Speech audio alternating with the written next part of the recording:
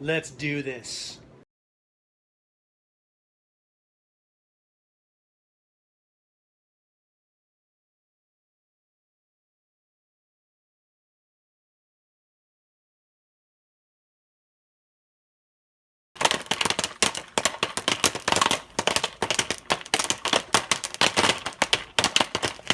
Yeah.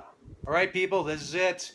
I'm minutes away from watching the 3 hour and 2 minute R-rated extended edition of Zack Snyder's Batman v Superman. I got my sound system ready.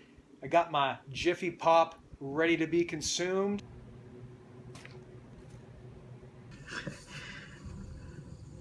I got a beverage of the alcoholic variety to drink, and I will see you on the flip side with a review of this puppy.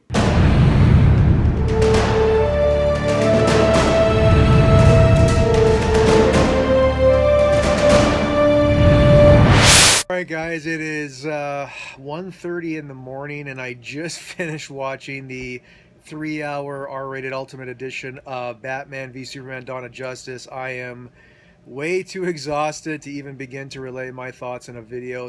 So I'm going to promptly go to sleep and I'm going to wake up bright and early tomorrow and go in a little more depth into my review. So all right, gang, I just woke up and I am ready to talk about Batman v Superman Dawn of Justice Ultimate Edition 3 hour R-rated cut. I think what I'm ultimately going to do is I'm not going to like re-review Batman v Superman because I have spoken about that film ad nauseum. I wrote a full-length review. I talked about it on CTV. So what I'm really aiming for with this is I'm going to talk primarily about the Ultimate Edition, and I'm going to go through every single new tidbit and new scene that at least I was able to detect while watching it. So I guess you could say that if you've never seen Batman v Superman, this is going to be filled with spoilers. Spoiler alert! And I guess as a preamble, I really should talk about my thoughts about maybe the DC Cinematic Universe as a whole. Now, I was one of the very few people that actually really enjoyed Man of Steel. I gave it a 3.5 out of 4-star review, and I thought it did what good cinematic reboots should do. In that sense, it really, they paid homage to the iconography and the mythology of the Superman character, while at the same time they sort of intrepidly and sort of daringly, you know, kind of reevaluated the character and retrofitted him for sort of modern day consumption. So I really appreciated that. I liked the fact that Superman was really an alien. He's an extraterrestrial from outer space who has really lost his place on his newfound world, and he's really trying to discover who he is, what he represents, and ultimately what he stands for. He's in a process of learning to be a hero.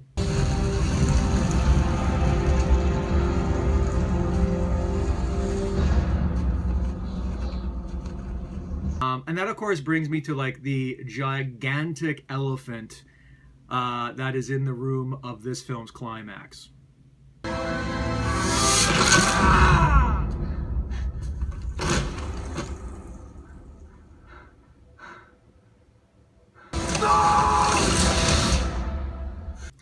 I'm tired of hearing people saying, Superman would never do that. That's not my Superman. Superman would never kill.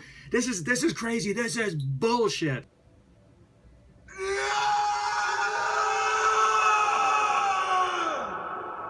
People are missing the boat altogether when it comes to that climax. First of all, Superman killed Zod because Zod was apeshit crazy. And he was going to murder a family. So that's one reason why Superman did it. Another thing, you know, no one really gave two shits when Christopher Reeve's Superman did the same thing to Zod in the climax of Superman 2, albeit in a less barbarically violent fashion. But the point I'm trying to make is that this Superman is a Superman that is not the hero of old. We shouldn't be expecting him to be this hero of old. He's on a process of discovery. He is trying to learn what it means to be a hero. And it is through his violent altercation with Zod that sort of radically, I think, redefines who he is. And of course, at the end of that, it's not like it's a euphoric, yes, I just killed the villain moment. He is completely emotionally distraught. This is a Superman that is got a lot of conflict within himself. And that's what I really ultimately liked about Man of Steel. It's trying to present the character within a new framework. So Superman is trying to become the Superman that we want him to be. I grew up in Kansas, General. About as American as it gets.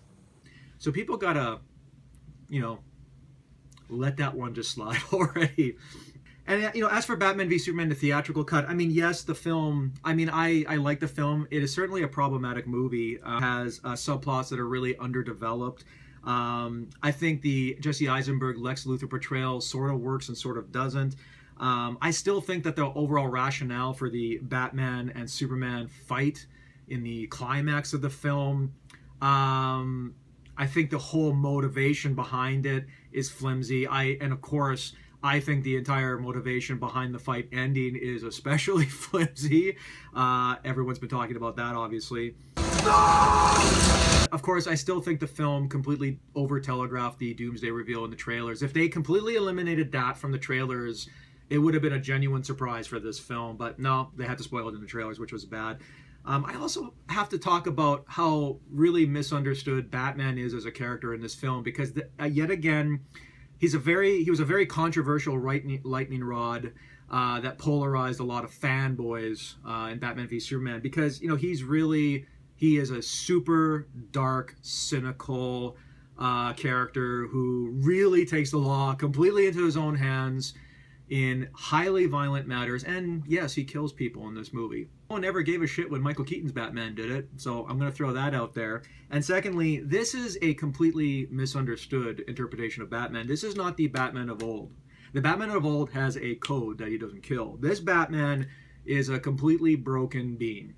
His partner in Robin has obviously been murdered. That's alluded to in the film.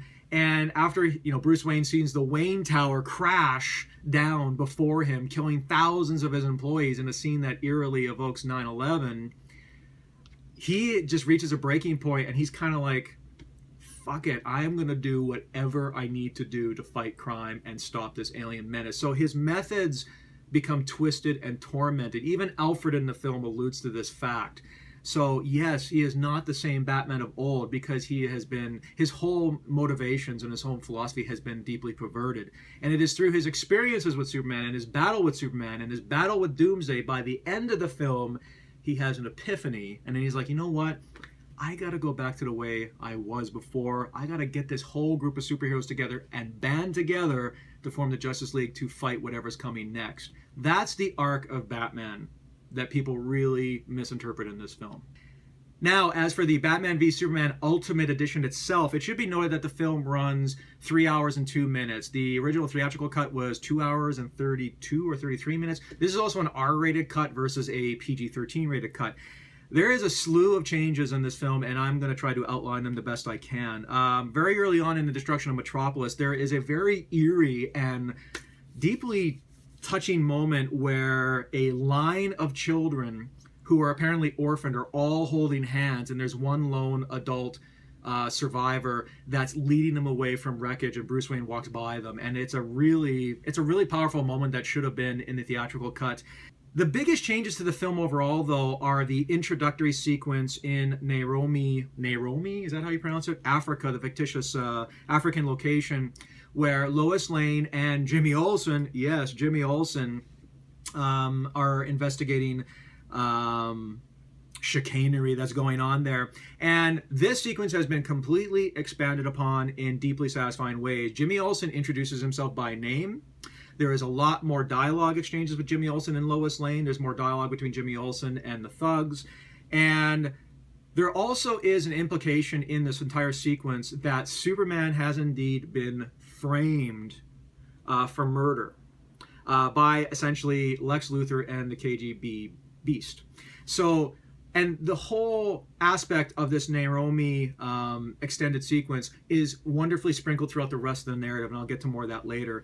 It's also implicated, too, that Jimmy Olsen used Lois Lane as a cover to get on the inside of this mission in Nairobi, which is really kind of fascinating. There's also a lot more bloodletting in this opening sequence as well.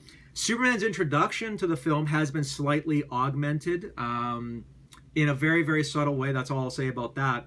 The film also has a very fascinating segue that jumps into Gotham, where we see the two beat cops in a squad car, and they're watching a football game that involves the Gotham versus Metropolis, and Metropolis is throttling Gotham in this football game. And this is our introduction to Gotham City, and then they drive off on a distress call, and you see just this completely dilapidated, ghettoized Gotham City that we never saw in the regular version. And then, of course, this leads to them investigating Batman in our introduction of Batman. I think the whole Batman introductory sequence opens earlier in this film than the theatrical cut. Then there's also a whole series of extended sequences where Clark makes a cross-harbor visit to Gotham City because he's been sent by Perry White to investigate the sporting scene between Metropolis and Gotham's football teams, but he's really there to investigate Batman.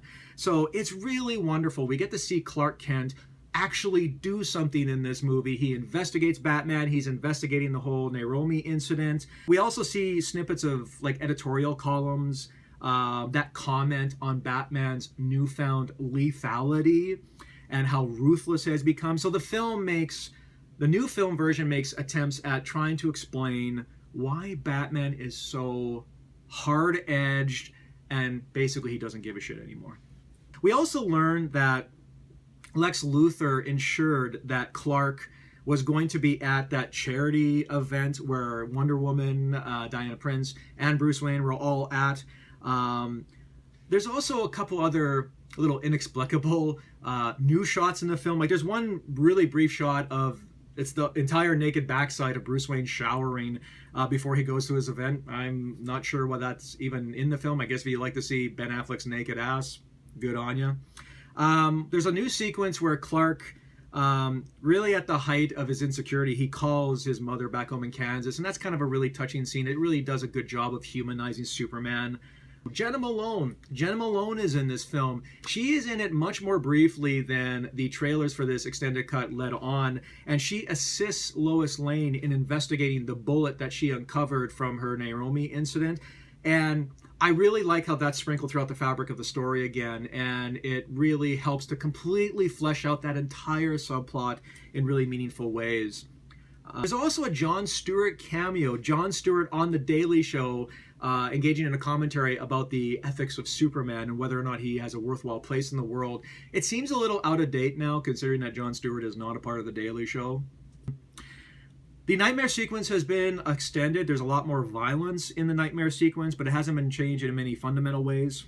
I think more importantly, the new extended edition really provides additional scenes that show Lex Luthor pulling the strings to bring Batman and Superman together in their epic Donnybrook.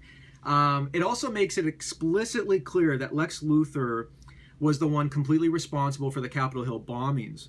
And this was not the act of that lone suicide bomber as it was made to look primarily and initially in the theatrical cut.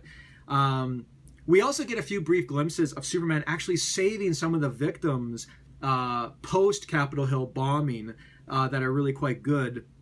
It's also revealed in the film that the wheelchair that had the bomb was lined with lead. So Superman couldn't detect the bomb even if he wanted to. So that's thrown in there. I mean, if anything, Luthor becomes even maybe a greater character in this film because of all these little subtle additions, because he's one that becomes sort of dangerously smart and crafty and cunning. And so I like all the embellishment of the Lex Luthor character. I mean, you can talk all you want about Jesse Eisenberg, his performance, but the character on paper, he emerges more as a fully fledged and dangerous entity. The final fight scene between Batman and the KGB agents' men as he's trying to save Martha is infinitely more brutal than in the theatrical cut. There is a lot of Batman breaking bones and crushing faces in this version. We also see that scene that was revealed online of Luthor in the alien craft from Krypton engaging in mother boxes, and you get the Steppenwolf cameo. That comes very late in the movie. We also get a few shots of like empty buildings and empty businesses and empty streets of Metropolis post Superman's death. So you get this implication that this is a really traumatic event for the people of Metropolis. So that's a nice addition in the film. There's also this wonderful new extended sequence with Batman confronting Lex Luthor at the end of the film, where Lex Luthor pretty much lets on that he knows that Batman is indeed Bruce Wayne, which is really cool. And Batman, in this new version, decides that he is going to make arrangements for Lex Luthor to be sent to Arkham Asylum to be with his friends that are awaiting for him. So that's a really cool addition to the scene. It also reinforces that Batman does indeed have a rogues gallery that is in Arkham in this film's universe. I guess in closing, I was really surprised by how much more fluid this version of the film was. You know, at over 3 hours, it moves by at a really good pace. I think the overall pacing and the momentum of the film is substantially better. There are subplots that are expanded upon that, again, are interwoven throughout the narrative that make more sense. Lex Luthor becomes a much more tangible threat, and he's embellished upon. I like the fact that they embellished on why Batman is the way he is in this film. I really appreciated the additional scenes with Henry Cavill's Clark Kent investigating Batman and investigating the Naomi incident. Oh man, I'm butchering that name. There's more sequences involving Lois Lane doing what investigative journalists do. This film doesn't fundamentally alter the theatrical version. The theatrical version is a good film. I think this extended edition is a very good film that's just still short of greatness. There's a lot of things that are just sort of, again, inexcusable and kind of unforgivable. I mean, I don't even want to talk about the whole Martha thing because that's been done to death. And, you know, it still has some odd quirks that really hold the film back from greatness, but I was really pleasantly surprised by what a rewarding experience watching the Ultimate Edition was. And frankly, I just don't really understand why this couldn't have been a theatrically released version. There's been other 3-hour big, you know, budget Hollywood blockbusters that have been released. I mean, look at the Lord of the Rings films and the Hobbit films, and I really wish that this would have been the one that was originally released. With a few tweaks and edits, of course, to make it PG-13, because there was no way they were going to release an R-rated cut of the film. So there you have it. Those are my thoughts about the extended edition. I think if you have the option, you should seek it out on digital right now for digital download. It's not available on Blu-ray until the end of July, but if you want to see this film, I highly recommend that you should check it out. I think even the Batman v Superman haters will probably come out of it with a bit of newfound respect for how cohesive the whole enterprise really is now. So let me know what you think about Batman v Superman. Let me know what you think about the films of Zack Snyder in the comments. Also, let me know what you thought about this extended cut in the comments. Don't forget to like this video and subscribe to my channel. I'd really appreciate it. And I'll see you all at the movies, everybody. That is all. Carry on.